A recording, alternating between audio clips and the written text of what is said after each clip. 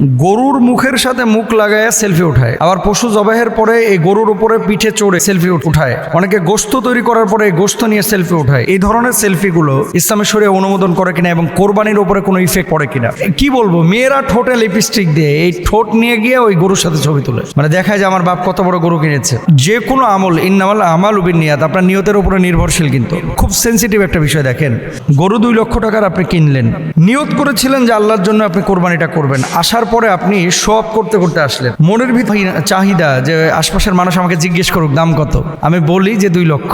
বাড়িতে আসার পরে আপনি এই গরুটাকে খুব করে প্রকাশ করলেন, সেলফি তুললেন।